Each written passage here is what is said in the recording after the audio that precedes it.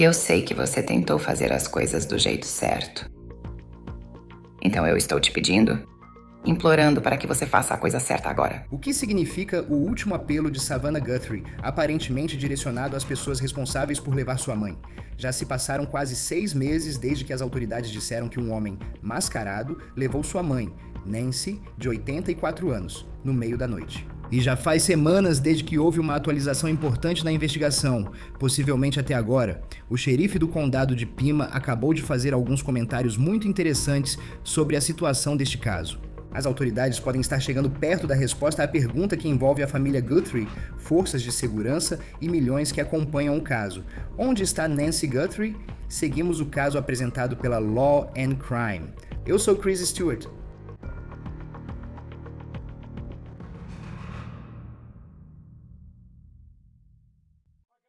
Olá pessoal, bem-vindos ao programa de hoje. Aviso que estamos com uma configuração temporária devido a problemas elétricos no estúdio. Então, esse é o nosso cenário por hoje, enquanto continuamos acompanhando o que é, potencialmente, a maior história do ano. É um caso que ainda tem muitas perguntas sem resposta com o passar do tempo. Onde está Nancy Guthrie? É difícil de acreditar que 6 meses depois que uma mulher de 84 anos foi levada de sua casa, não em uma área rural, não em um lugar afastado das autoridades, mas em uma área metropolitana. Como é possível que alguém invada a casa de outra pessoa no meio da noite, leve uma mulher de 84 anos? E ainda, 6 meses depois, parece que não temos nenhuma resposta. Já se passaram exatamente 25 semanas desde que Nancy Guthrie foi levada de sua casa no meio da noite. Esta é uma foto da pessoa cuja identidade ainda permanece um mistério até hoje. Essa pessoa, usando uma máscara, essa pessoa parece estar armada, está com uma mochila nas costas e está na porta da casa de Nancy Guthrie. Este vídeo, esta imagem, foi registrada nas primeiras horas do dia 1º de fevereiro. Agora, a filha de Nancy, obviamente Savannah Guthrie do Today Show, fez muito para manter a história da mãe nas manchetes. E ela postou um vídeo muito interessante nas redes sociais essa semana, na segunda-feira, 27 de julho. Foi o primeiro vídeo dela falando diretamente com os sequestradores em meses, especificamente desde fevereiro. Quero mostrar esse vídeo para vocês, depois vamos falar sobre ele. Hoje trago uma mensagem específica. Já faz meses desde que nossa mãe foi tirada de nós. Nossa família está em agonia. Estamos em um pesadelo que não acaba. Nada sobre a nossa situação mudou. Nós fizemos a nossa parte, mas nunca vamos parar de procurá-la. Sempre sentiremos sua falta e esse vazio no coração. O mundo pode ser um lugar cruel e implacável. E eu sei que você tentou fazer as coisas do jeito certo. Então eu estou te pedindo, implorando para que você faça a coisa certa agora. Faça a escolha certa. Ajude-nos a encontrá-la. Diga-nos onde procurar por ela. Eu realmente acredito que nunca é tarde demais para fazer a coisa certa. Ajude-nos a colocar um fim nessa situação. Por todos nós, não importa onde fomos ou o que fizemos, eu acredito que sempre há um caminho de volta para casa. Por favor, faça a escolha certa. Savannah postou esse vídeo em 27 de julho, vimos no Instagram dela, e parece que a última vez que ela postou um vídeo, aquele vídeo pessoal em estilo selfie, falando especificamente para as pessoas ou pessoa que levou a mãe dela, foi em 27 de fevereiro. E agora, 5 meses depois, você tem que se perguntar, por que agora? Por que Savannah escolheu justamente aquele dia para postar aquele vídeo? E também, ela só publica esse vídeo para manter a história da mãe nas manchetes e garantir atenção à busca por Nancy Guthrie, ainda desaparecida, ou existe outro motivo? Existe uma nova linha de comunicação aberta com as pessoas que levaram a mãe dela? E o que você acabou de ver aí, foi algo espontâneo? Ou é uma mensagem elaborada com a ajuda das autoridades? Nós voltamos a olhar o Instagram da Savannah e quero te mostrar algumas das outras mensagens que ela postou, especificamente falando com os sequestradores. Veja essa, foi a primeira vez que ela falou com eles, em 4 de fevereiro. Nossa mãe é uma pessoa bondosa, fiel, leal, mulher intensamente amorosa, de bondade e luz. Ela é engraçada, cheia de energia e inteligente. Ela tem netos que a adoram, se juntam ao redor dela e a cobrem de beijos. Ela adora diversão e aventura. Ela é uma amiga dedicada. Ela é cheia de bondade e conhecimento. Converse com ela e você verá. Então, quando você assistir aquele vídeo, tem uma parte muito interessante nele. Abre aspas. Converse com ela e você verá. Agora, quando isso saiu, muitas pessoas na internet fizeram paralelos com o filme de 1991, O Silêncio dos Inocentes. E nesse filme, há uma senadora que faz um apelo televisionado ao vilão do filme, Buffalo Bill, para o retorno seguro de sua filha. E a citação em O Silêncio dos Inocentes é: Catherine é muito gentil e bondosa. Converse com ela e você verá. Agora, não está claro neste momento se isso é apenas uma coincidência, mas é algo para se pensar. Após o novo vídeo divulgado por Savannah Guthrie na segunda-feira, 27 de julho, o xerife do condado de Pima, Chris Nanos, fez declarações à NBC que abordaremos em breve e que podem indicar o andamento da investigação cerca de 6 meses depois. Antes disso, quero mostrar outro vídeo que Savannah publicou. Este é de 7 de fevereiro. Recebemos sua mensagem e entendemos. Imploramos agora que nos devolva nossa mãe para que possamos celebrar com ela. Esta é a única forma de termos paz. Isso é muito valioso para nós e nós vamos pagar. Então ela fez esse apelo em 15 de fevereiro. E eu queria dizer, para quem quer que seja, tem ela ou sabe onde ela está. Que nunca é tarde demais. E você não está perdida ou sozinha. Nunca é tarde para fazer a coisa certa. E nós estamos aqui. Nós acreditamos. E nós acreditamos na bondade essencial de cada ser humano. E nunca é tarde demais. Entramos em contato com o xerife do condado de Pima, Chris Nanos, para obter uma atualização sobre este caso. Ele comentou à NBC News em matéria exibida hoje, terça-feira, 28 de julho. O xerife afirmou: temos tanto DNA para analisar. Temos tanto em termos de evidências em vídeo para analisar. Ele também disse, abre aspas, ainda estou confiante de que vamos resolver esse caso. Nas últimas semanas, houve algumas novas reportagens sobre as supostas cartas de resgate que teriam sido enviadas para a família Guthrie e para alguns veículos de mídia no Arizona nos dias depois que Nancy foi levada. Agora, você deve se lembrar que foram duas, que o FBI ainda estaria investigando para verificar a autenticidade. Uma repórter policial chamada Brianna Whitney, que trabalhava como repórter de TV no Arizona na época em que Nancy Guthrie desapareceu, ela compartilhou trechos do que afirma estar na primeira carta de resgate no podcast Crime Junkie. Agora, quero ler para você o que ela disse que a carta dizia. Ela diz que começa assim: Olá, Savannah. Estamos com sua mãe, Nancy. Ela está segura, mas assustada. Será mantida como refém. E após o pagamento, ela será libertada ilesa. Nós a manteremos por no máximo 7 dias. Agora, ela diz que o autor desse suposto bilhete de resgate então exige milhões de dólares em USD. O que é interessante, porque como ela aponta, se você assistir a esse episódio, as pessoas que dizem USD geralmente não estão nos Estados Unidos. Se você está nos real EA, você só diz dólares, certo? Agora, eles também mencionaram apenas Savannah na carta, não a irmã dela e nem o irmão. Agora, é importante notar que a fronteira com o México ficava apenas 1 hora de onde Nancy Guthrie morava em Tucson. A carta continua dizendo, abre aspas, após o pagamento ser recebido no endereço de Bitcoin abaixo, ela será liberada em até 12 horas após o depósito, em local seguro de entrega em Tucson. Se o pagamento não for recebido até o prazo final, segunda-feira, dia 9, às 17 horas. Ela será morta. Sua mãe está ciente disso e a vida dela está em suas mãos. É do interesse de todos que isso seja resolvido o mais rápido possível. Você não poderá me contatar a partir de agora.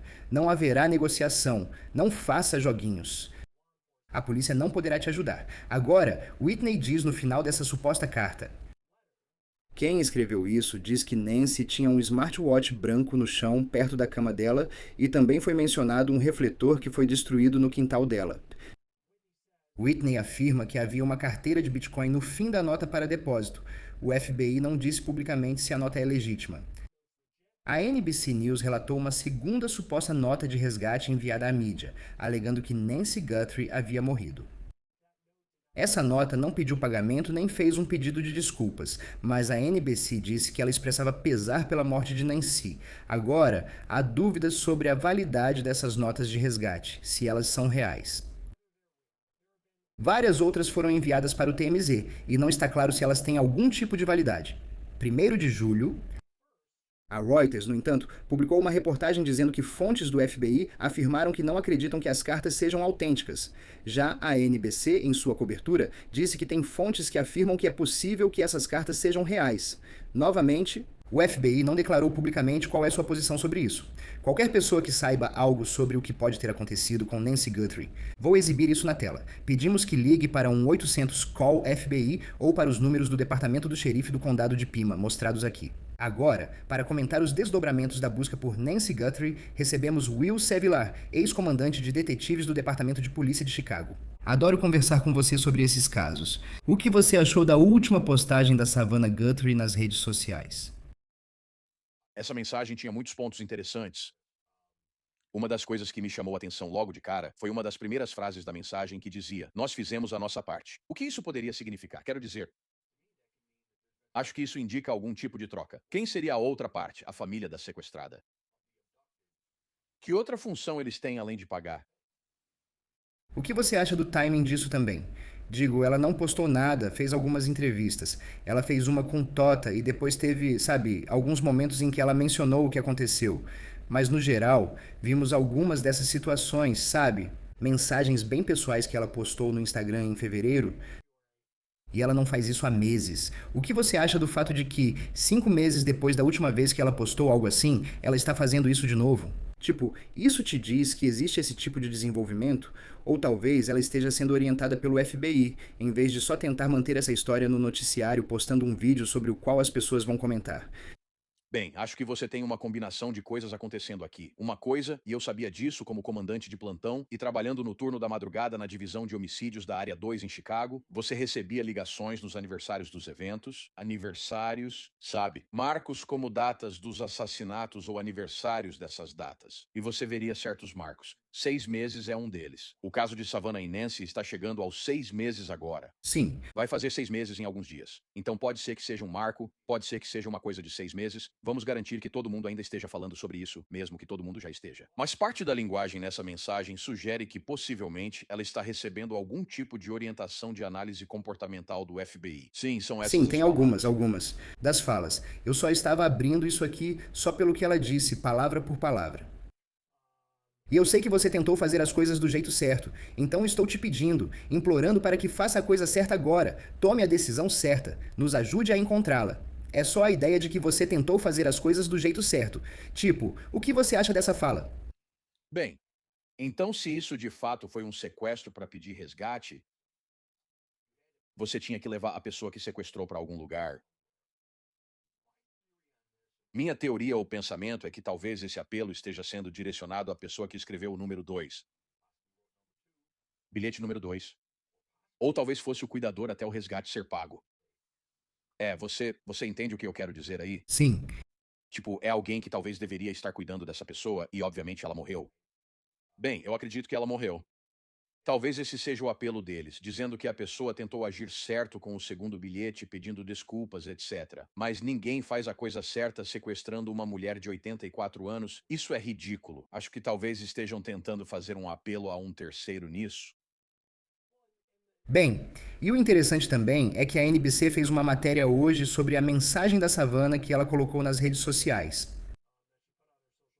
E aí você cita Chris Nanos, xerife do condado de Pima, alvo de críticas nesse caso por ser o chefe do condado onde tudo ocorreu.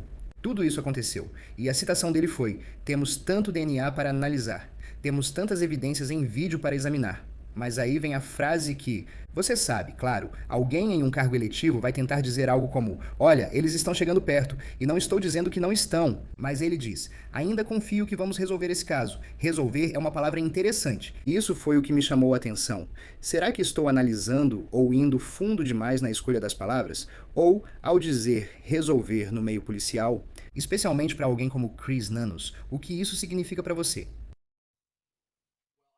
Nunca usei essa palavra, uso elucidar. Vamos elucidar o caso, prender alguém ou resolver o caso. Quero dizer, neste ponto, estamos pensando, aqui está uma coisa. Vou só tocar em um ponto que você mencionou. Você disse que há todo esse DNA e todos esses vídeos. Já se passaram 6 meses. Já se passaram 6 meses. E bem, eu não sei se eles têm algum resultado, mas eles não divulgaram nada ao público. Tudo o que conversamos aqui é especulação, pois não vimos o arquivo do caso e não sabemos nada. Em 6 meses você deveria ter algo, ainda mais com todas essas evidências de DNA. Concordo que é preciso descartar a família, DNA familiar e todas essas coisas, mas algo deveria estar acontecendo dentro de 6 meses. E resolver? O que isso significa? O que entendi da mensagem de ontem é que acho que Savannah nem se importa mais se alguém será preso. Ela só quer trazer a mãe de volta para casa. Certo. E, sabe, a gente vai falar um pouco mais sobre as supostas cartas de resgate que foram enviadas para os meios de comunicação. Estamos descobrindo um pouco mais sobre o que tinha nelas com algumas reportagens que saíram nos últimos dias. Quando se trata de orientação, porque a gente ouve, sabe, as pessoas dizem que Savannah está sendo orientada nessas cartas. Tipo, seja pelo FBI, seja até numa situação parecida com algo que você já lidou em Chicago na sua carreira, sabe, num departamento de polícia grande. Como é que essa orientação realmente funciona? Se ela está recebendo conselhos do FBI sobre o que dizer nessas cartas que ela está escrevendo e publicando nas redes sociais. Você tem todo tipo de analista trabalhando no conteúdo das duas cartas, as cartas que eles disseram que podem ser legítimas ou aquelas que a família acredita que são legítimas, como as cartas 1 e 2. Alguns afirmam que nenhuma dessas cartas é legítima, que elas não são dos sequestradores nem de mais ninguém. Você não pode só descartá-las. Você tem que analisar todas as pistas, e certamente essas cartas precisam ser analisadas. Você está recebendo análise comportamental de pessoas avaliando as cartas e sua redação, e tentando formular uma resposta a isso, para apelar para, eu acho, para a personalidade ou a consciência de quem escreveu aquelas cartas.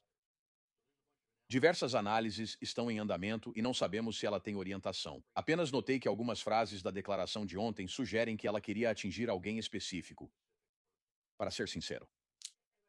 E eu também acho importante observar que nós não sabemos se houve algum tipo de comunicação direta com a família. Sabemos que houve mensagens que supostamente seriam autênticas, mas também há relatos de que não são. Mas nós não sabemos se cada vez que ela fala com o suposto sequestrador, não existe um outro nível de comunicação que a gente nem conhece neste momento. As cartas de resgate, a primeira que foi enviada para os meios de comunicação nos dias após Nancy Guthrie ter sido levada, temos aqui a repórter policial Brianna Whitney. Ela trabalha para o Crime Junkie agora. E eu me lembro quando ela trabalhava como repórter de TV local no Arizona, quando essas cartas chegaram. Ela leu algumas partes importantes dessa carta de resgate.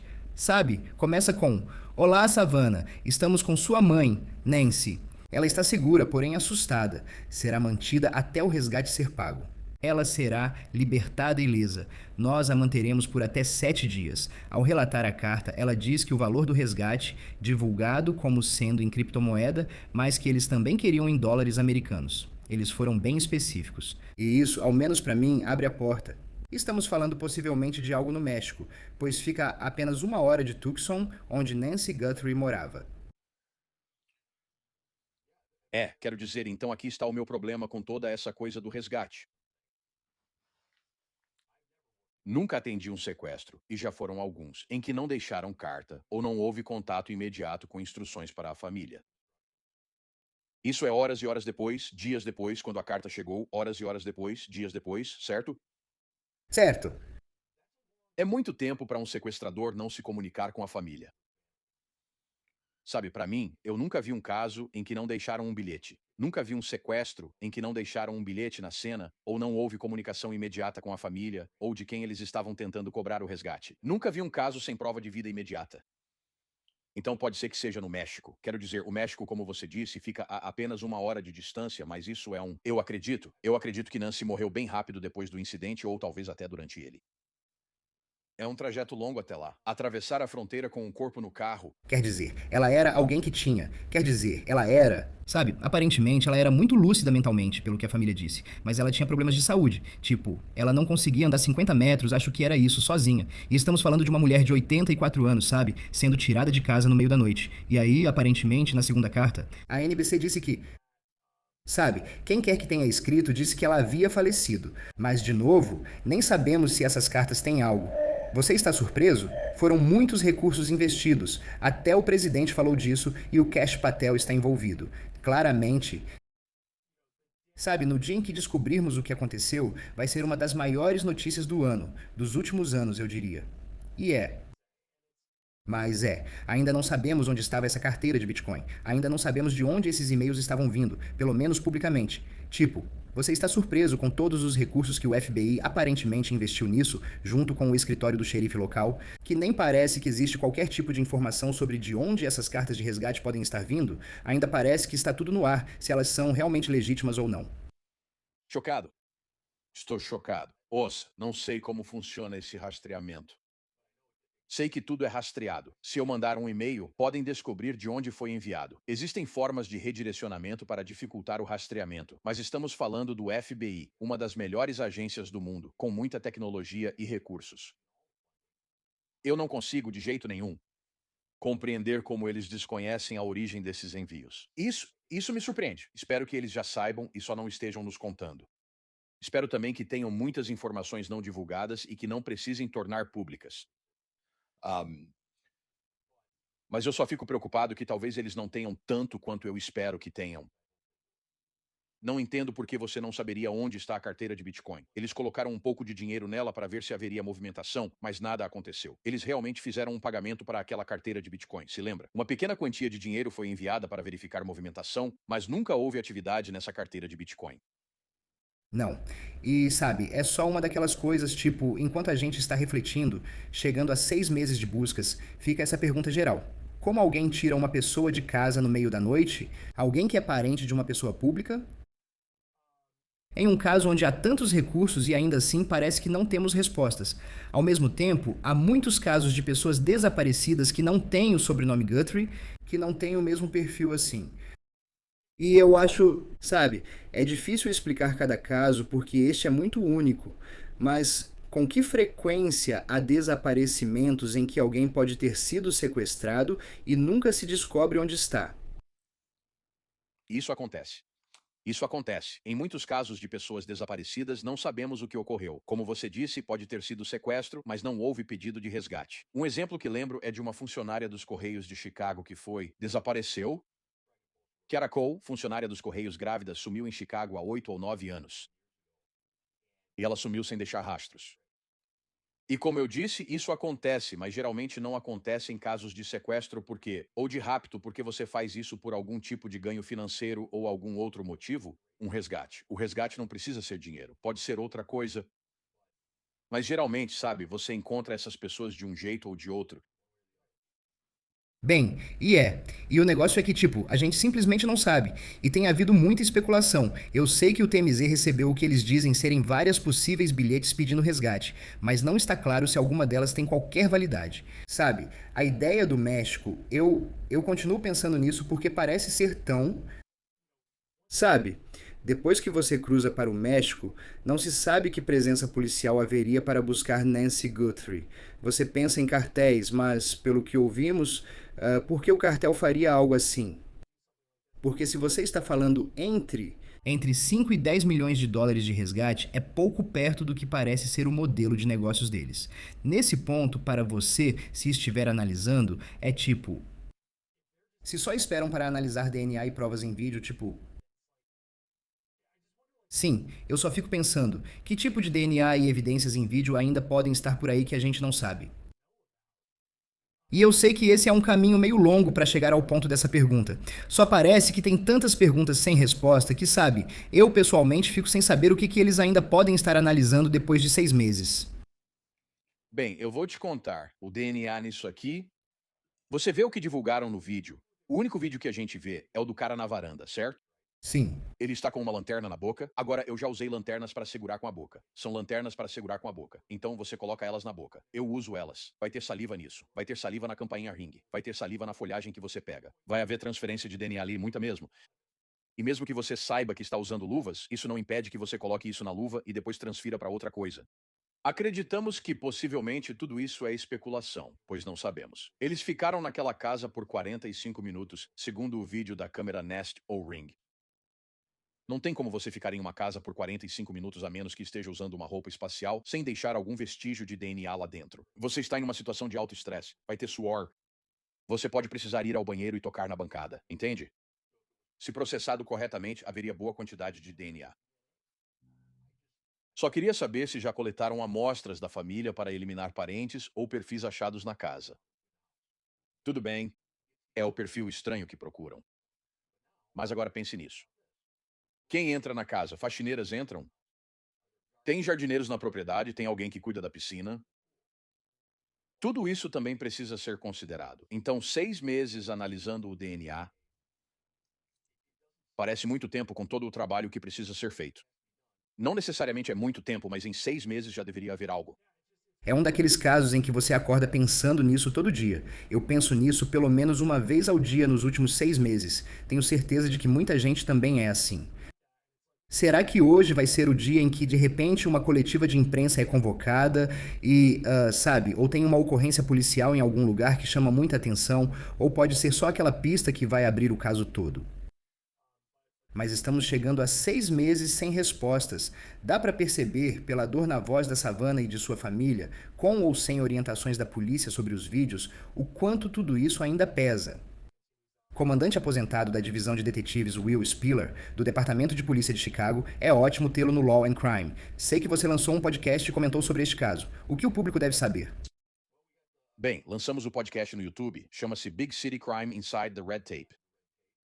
Sou eu, 2 detetives de homicídios e a agente do FBI, Maureen O'Connell, que é brilhante. Ela já atuou em vários programas, trabalhou com recuperação de evidências e combateu gangues em Los Angeles por 25 anos. Danny Stover, ele é um detetive de homicídios há, 30 anos, e o parceiro dele, Tim Murphy.